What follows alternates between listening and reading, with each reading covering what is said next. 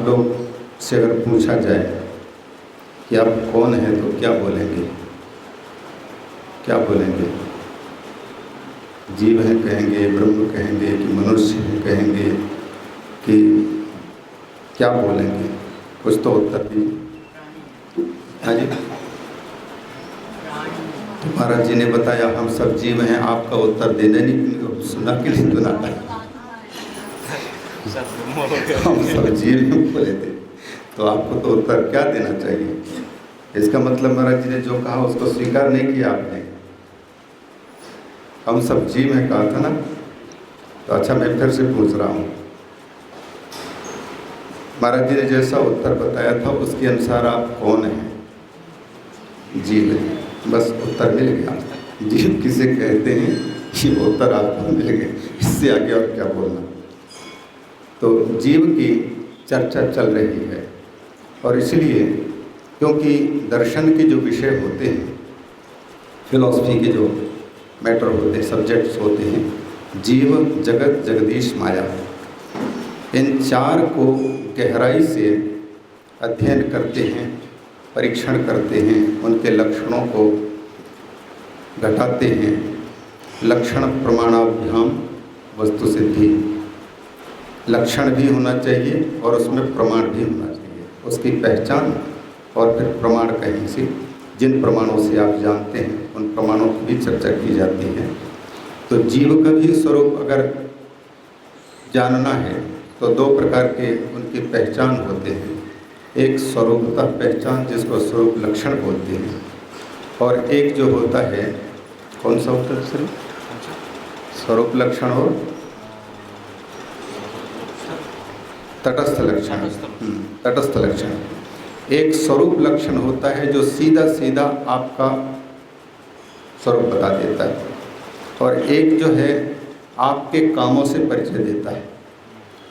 जैसे कहा जाए कि आप क्या करते हैं तो आपके काम से आपका परिचय होता है। आप पढ़ाते हैं, आप वकील का काम करते हैं, ये करते हैं, वो जो तटस्थ लक्षण है, मकान आदि, ये आपके अतिरिक्त जो जो चीज़ें बता करके आपका परिचय कराया जाए उसको तट में स्थित किनारे रह कर के हमारा परिचय कराने वाले तटस्थ लक्षण कहलाते हैं, वो पहचान। और जो सीधे सीधे आपको ही निशाना बनाए, सीधे सीधे, तो उसको निजी स्वरूप लक्षण बोला जाता है। जैसे कहा जाए जीव क्या है, परमात्मा क्या है, ब्रह्म क्या है, तो बोले सत चित आनंद, सच्चिदानंदोहम, शिवोहम। ये इस प्रकार से जो शिव है, चित है, आनंद है, शांत है, अद्वितीयम, ऐसा जो कहा जाता है, ये सीधे सीधे उसको निशाना करता है।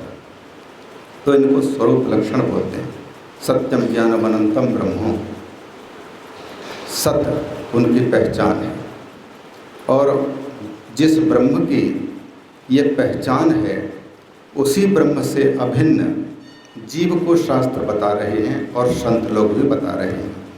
यद्यपि कई प्रकार के मान्यताएं, कई प्रकार के सिद्धांत भी आए हैं, उनके अनुसार अनेक प्रकार के संप्रदाय भी खड़े हैं। कोई एक ही तत्व है बोलते हैं, कोई कहते हैं नहीं दो हैं, और ऐसे करते करते बहुत से तत्वों की चर्चा करने वाले भी लोग हैं। वेदांत में विशेषतः वेदांत की भी शाखाओं में द्वैत वेदांत नहीं, अद्वैत वेदांत। अद्वैत वेदांत के लोग ये मानते हैं कि जो ब्रह्म का स्वरूप है वही स्वरूप जीव का भी है, उनमें कोई अंतर नहीं है। फिर प्रश्न उठता है, जब कोई अंतर नहीं है तो ये नाम दो क्यों पड़ रहे हैं? एक को ब्रह्म बोल रहे हो, एक को जीव बोल रहे हो, फिर किसी को ईश्वर बोल रहे हो, और एक ही तत्व है तो फिर ये जगत नाम की चीज़ फिर क्या है? और माया शब्द सुनने को मिलता, फिर ये क्या है? जब एक ही है तो फिर ये सब सुनने को क्यों मिल रहे हैं? तो इसलिए इनकी गहराई पर जाकर के समझने के लिए ये दर्शन शास्त्र प्रवृत्त होते हैं। वेदांत लास्ट में पहुंचता है कि एक के अतिरिक्त और दूसरा कुछ है नहीं, एकम ब्रह्म द्वितीयम नास्ति। लेकिन उस एकम को ही विप्रा बहुधा वदंती, क्योंकि एक है तो फिर एक है तो कौन बोले और कौन सुने, सुनने वाला भी वही, कहने वाला भी यही। और फिर जब एक ही है तो वो बोले कैसे, किसको बोले, तो समझने में इसलिए कठिनाई आती है। एकम सद विप्रा बहुधा वदंती, कई प्रकार के जो 18 पुराण हैं, 18 उप पुराण हैं, 18 लघु पुराण हैं, 18 अति लघु पुराण हैं, ये 72 प्रकार के पुराण, सारा उपनिषद साहित्य और संपूर्ण स्मृति ग्रंथ, ये सारे के सारे ग्रंथ एकमात्र उस एक को ही समझाने में लगे हुए हैं, एकम। और इसीलिए भगवत गीता में भी एक शब्द का बार बार प्रयोग है, और भगवान शंकराचार्य जी ने तो विष्णु सहस्रनाम में जहाँ पर एक शब्द जहाँ आया वहाँ पर बौछार लगा दिया भाष्य में, कितने प्रमाण दे दे करके, एक है कैसे, एक है कैसे। गीता के एक श्लोक को ले लें, सर्वधर्मान परित्यज्य, आगे माम एकम शरणम व्रज। भगवान कहते माम एकम, मतलब अहम एक अस्मि, मुझ एक की शरण आ जा। बस मुझे एक को पहचान लोगे तो एक ही जाने सब जाने, एक ही साधे सब सधे। इसलिए ये जो माँ जो कहती हैं, जो खुद को पहचान ले, खुद को जान ले, खुद को जानना परमात्मा को, भगवान को जानना है। क्यों? क्योंकि परमात्मा मुझसे अलग नहीं और मैं परमात्मा से अलग नहीं हूँ। तो फिर ये अलगाव क्यों प्रतीत हो रहा है? तो इसमें कहीं ना कहीं हमारे जो प्रतीति के साधन हैं, मन बुद्धि चित्त अहंकार, ये 4 अंतर के साधन, और बाहर के 10 साधन, 5 कर्मेंद्रियाँ, 5 ज्ञानेंद्रियाँ, ये 14 साधन भगवान ने हमको किसी चीज़ को जानने के लिए, किसी चीज़ को कुछ करने के लिए दे रखे हैं। अंतःकरण और बाह्यकरण, इन सबके द्वारा हमें इन सबको उसी की सेवा में लगाना है। ये सारे के सारे चीज़, जिस चीज़ को अभी तक नहीं जान पाने के कारण हम व्यर्थ में खामोखा दुखी हैं, ऐसी प्रतीति कर रहे हैं, अनुभव हो रहा है। जब तक नहीं जाने तब तक, और जानने के बाद में ये दुख की प्रतीति भी नहीं और सुख की भी प्रतीति नहीं, एकमात्र सत्ता आनंद जिसको बोलते हैं उसकी प्रतीति होगी। वहाँ लास्ट गंतव्य है वहाँ, और वहाँ तक पहुँचने के लिए पहले छोटे छोटे दायरे स्टेप्स हैं, उन पर चढ़ कर के जाना होता है। जैसे आप लोगों ने अंग्रेजी के अल्फ़ाबेट्स पढ़े हैं, ABCD, और हिंदी के अक्षर पढ़े हैं, आ ई उ रे री इत्यादि पढ़े हैं ना। हमारे समय पर जैसा पढ़ाया जाता था उसके अनुसार हमको बोर्ड में लिखते भी थे अथवा जो चित्र दिखाते थे। आ अक्षर का बोध कराना है तो अनार का चित्र दिखाया, दीर्घ आकार का बोध कराना था तो आम का चित्र दिखाया, ई अक्षर का बोध कराना था तो इमली का चित्र दिखाया। उसी प्रकार से कमल, खरगोश, गणेश आदि इन चित्रों को देख करके हम अक्षर को जानते थे। लेकिन अक्षर को अभी तक नहीं जान पाए। अक्षर जो क्षरित नहीं होता है उसको नहीं समझ पाए। तो वो जो चित्र खींचा था, उस चित्र को, अनार के चित्र को देख करके आ कहलाने वाले अक्षर का बोध हमको हुआ। उसी प्रकार से संपूर्ण जगत एक चित्र है। इस चित्र को देख करके इसके बीच में जिसके कारण इस जगत की सत्ता है, उस अक्षर को पहचानना है।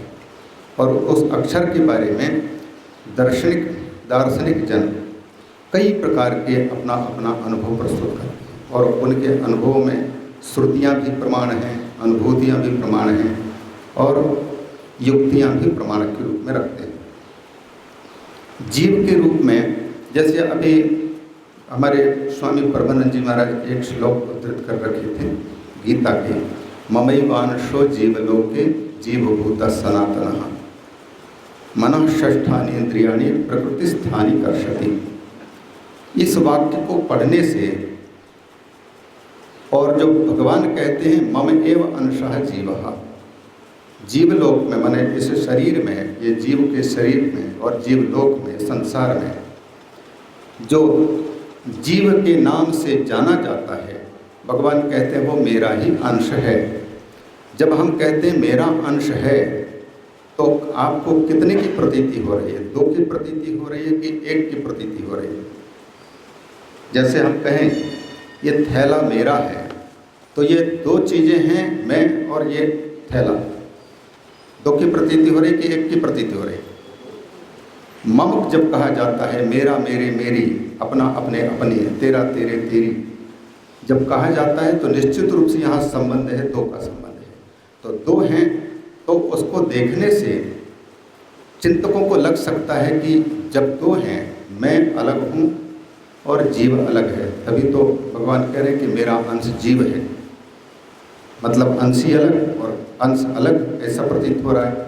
भगवान शंकराचार्य जी के भाष्य को आज मैं प्रातःकाल देख रहा था, मम का अर्थ और अंश का, तो उन्होंने अंश शब्द का अर्थ किया है भाग, अवयव और एक भाग रूप। ये तो ऐसा कहने पर भी ये 2 तो है ही है, मेरा भाग कहेंगे, मेरा अवयव कहेंगे, तो अवयव अलग है, अवयवी अलग है, 2 हो गए, द्वैत हो रहा है।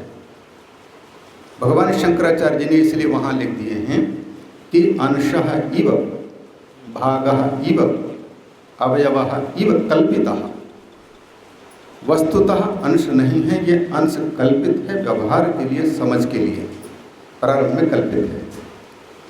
मुझसे अभिन्न है वो, स्वरूपतः अभिन्न है। तो स्वरूपतः अभिन्न का मतलब है जो जीव है वह मेरा जो स्वरूप है वैसा ही उसका स्वरूप है।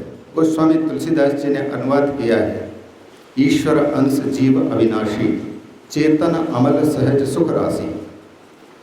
जीव का परिचय देते हुए कहा कि यह ईश्वर का अंश है, तो वहाँ भी भगवान शंकराचार्य जी के अनुसार, अद्वैत मत के अनुसार, यही कल्पित अंश भावना करके चलना पड़ता है, तब वो अद्वैत तत्व की सिद्धि होती है। और चेतन है, अमल है, सहज सुख की राशि है, तो सच्चित आनंद रूप जीव भी है और सच्चित आनंद रूप परमात्मा भी है। इस दृष्टि से वो अभिन्न है। इसलिए वेदांत के अध्येता और जानकारी रखने वाले लोग कहा करते हैं, ब्रह्म सत्यम जगन मिथ्या जीवो ब्रह्मैव न अपरः। जीवः ब्रह्म एव लगा करके कहना चाहते थे कि आप इसको निषेध नहीं कर सकते। जीव ब्रह्म ही है, न अपरः, दूसरा नहीं है वो। नेह नानास्ति किंचन, वही है। और ब्रह्म सत्यम, उसके अतिरिक्त सब मिथ्या। ब्रह्म सत्यम जगन मिथ्या कहते हैं। तो इसको समझने के लिए देखिए, हम सबको जगत मिथ्या की प्रतीति हो नहीं रही। अगर मिथ्या की प्रतीति हो जाए तो जगत के पीछे दौड़ना ही बंद हो जाए। लेकिन हमें सत्य की प्रतीत, जगत सत्य प्रतीत होता है और ब्रह्म मिथ्या प्रतीत हो रहा है, इसलिए ब्रह्म के पीछे कोई दौड़ते नहीं। ब्रह्म की चर्चा करने लग जाए तो आराम से नींद भी आ जाती है। और इतने दिनों से लगे हुए थे, गुरु जी भी बताए कि तुम ब्रह्म हो, तत्त्वमसि, तुम ब्रह्म हो। लेकिन ऐसा कहता, हाँ गुरु जी कह दिया तो हम मान लेते हैं, लेकिन अंतर में, यहाँ तक कि नहीं, नैमिषारण्य में स्वामी चिदम्बरम जी महाराज के गुरु जी रहते हैं, वहाँ जब गए एक बार तो उन्होंने पूछा कि बताओ, ये सब कहते हैं एक मैं ब्रह्म हूँ, तो आपको लगता है कि ब्रह्म हूँ मैं? बोले कि हमें अभी तक नहीं लगी। 40 साल से स्वाध्याय कर रही एक माता जी वहाँ अहमदाबाद में संन्यास आश्रम एक्सप्रेस के पास में बताती थी कि महाराज जी बहुत बड़े बड़े विद्वान आए, सब संतों को हम स्वाध्याय ग्रंथों को सुनते हैं, हमको सब समझ में आता है, लेकिन अनुभव नहीं आ रहा है, अनुभव में हो नहीं रहा कि ये हो कैसे। अब मान लो हमने पहले ही 3 शब्दों को लिया था, विभु, ब्रह्म, विष्णु, भूमा। इन सब का अर्थ होता है व्यापक, माने ऐसा व्यापक जिससे और कोई व्यापक माने फैलाव जिसका नहीं है, बल्कि इन्हीं में सब कुछ आ चुका है। हमारे सामने सबसे अधिक ये पृथ्वी जल में है, और जल जो है, जल की उत्पत्ति अग्नि से बताई जाती है, और अग्नि की उत्पत्ति हवा से बताई जाती है, और हवा की उत्पत्ति आकाश से बताई जाती है। इनमें क्रमशः एक एक को देखेंगे तो छोटे से बड़े की ओर हम जा रहे हैं, माने उतना व्यापक होता है। पृथ्वी है व्यापक हम लोगों के शरीर की दृष्टि से, लेकिन उस पृथ्वी से भी व्यापक है जल भाग, और जल से भी ज़्यादा है जल को उत्पन्न करने वाले अग्नि की, और अग्नि भी हवा से उत्पन्न है। इसलिए जहाँ जहाँ अग्नि है वहाँ पर वायु अवश्य उपस्थित है, लेकिन जहाँ वायु है वहाँ अग्नि होगी ये नहीं कहा जा सकता। उसी प्रकार से जहाँ जहाँ हवा है वहाँ अवश्य आकाश है, लेकिन जहाँ जहाँ आकाश है वहाँ वहाँ हवा है, ये बात सच नहीं हो सकती, गलत भी हो सकती है। उस आकाश से भी ज़्यादा व्यापक है तस्मात् व एतस्मात् आत्मनः, तस्मात् व एतस्मात् आत्मनः आकाश संभूता। तो फिर उस व्यापक आत्मा से जब आकाश की उत्पत्ति हुई है तो वो आकाश कितना, वो आकाश से भी व्यापक तत्व आत्मा की व्याप्ति कितनी होगी। आप लोग क्या इस बात को अनुभव कर रहे हैं कि आप व्यापक हैं, सब जगह फैले हुए? इस समय कलकत्ता में होने का भान हो रहा है, अमेरिका में है उसका भान हो रहा है। इसको ऐसा समझो, यद पिंडे तद ब्रह्मांडे, जो पिंड में अनुभव में आ रहा है वही ब्रह्मांड में है। आप यहाँ बैठे हैं, आप कैसे इस पूरे शरीर में व्याप्त हैं? आपको जब आपका पता पूछा जाता है तो आप शास्त्रों के आधार पर कह देते हैं कि हृदय में मेरा वास है, ईश्वर सर्वभूतानां, और हृदय सर्वस्व विष्ठितम्। पता संकेत तो हृदय का देते हैं, लेकिन आप उपस्थित पूरे शरीर पर हैं, नख शिख विराजमान है, ये कैसे पता चलेगा? आप क्या पीठ पीछे आप आंख घुमा करके देख पा रहे हैं? मच्छर काटे तो कैसे पता लगा आपको? या चलते समय पाँव में कांटा लगा, उस समय आपको किसने बताया? अगर आप चेतन रूप से, चेतना रूप से वहाँ पाँव के में व्याप्त नहीं होते तो आपको कांटा के चुभने का भान कैसे हुआ? इसका मतलब है चित्त रूप से, चेतना रूप से पूरे शरीर में आप व्याप्त हैं। तो यही व्यापकता है। और जैसे इसमें व्यापकता है इस शरीर में, क्योंकि इस शरीर के अभिमानी हम हैं, मैंने इसको मैं रूप मान रखा है, उसी प्रकार से इस पूरे विश्व को जिसने मैं रूप माना होगा उसकी भी व्याप्ति कण कण में है। या यूँ कहें कि उसी में यह सारा का सारा विश्व कल्पित है। ऐसा है। एक बात कहकर के वाणी को विराम दे दूँ, पूरा हो गया समय। गोस्वामी तुलसीदास जी ने बड़ी सुंदर बात कही। ये वस्तुएं हैं, मान लीजिए ये है, ये एक वस्तु है, कुछ भी वस्तु है, ये दिखाई दे रही है, दिखाई दे रही ना? किससे दिखाई दे रही है? नाक से, कान से, आँख से दिखाई दे रही है। ये विषय है, और जिससे दिखाई दे रही है वो कारण माने साधन है। अच्छा, आँख से देख रहे हैं तो आँख इसको दिखा रही है, दिखने वाली है, प्रकाशित हो रही है, और प्रकाशित करने वाली आँख है। अब आँख भी किसकी कृपा से देख पा रही है? तो आँख में बैठे हुए सूर्य देवता, क्योंकि ये सूर्य का ही अंश है, तेज अंश है, और उसमें बैठे हुए सूर्य की कृपा से ये आँख काम कर रही है। 14 जो इंद्रियां हैं उनके अलग अलग देवता हैं, उनके द्वारा नियंत्रित होकर के ये हर इंद्रिय, हर कर्ण काम कर रहा है। तो ये प्रकाशित हो रहा है, अपने आप नहीं प्रकाशित हो रहा है, ये हमारे आँख की कृपा से प्रकाशित हो रहा है। लेकिन आँख को भी प्रकाश प्राप्त हो रहा है किससे? देवता से।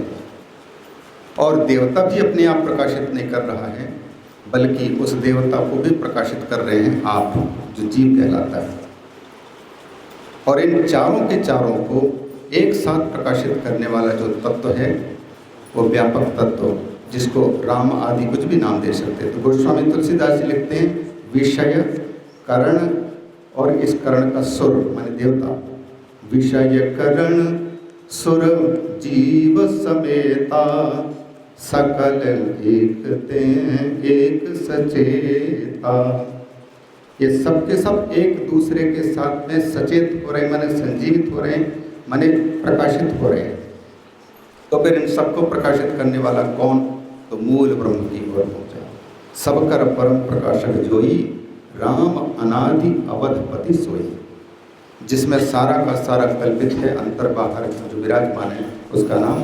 और हम जब तक हम अविद्या की उपाधि से घिरे हुए हैं, दो शब्द हैं, एक ईश्वर एक जीव। जीव तो उसको कहते हैं जिसकी उपाधि है अविद्या, और ईश्वर उसको कहते हैं जिसकी उपाधि है माया। बस अंतर इतना है कि जीव और ईश्वर ने माया को अपने अधीन कर रखा है, और हम अविद्या को अपने अधीन ना करके अविद्या के अधीन हैं, और इसी कारण से व्यर्थ के सुखी दुखी हो रहे हैं, नकली सुख का अनुभव हो रहा है। तब तक के लिए ये जीव हैं। और जब ये भाव हटेगा, अभ्यास करते करते सुनते सुनते, तो फिर हम में और वो जो व्यापक तत्व ब्रह्म है उसमें कोई भेद नहीं है। ये छोटा सा ठोस संत महापुरुषों के माँ के चरण कमल में रख करके वाणी को विराम।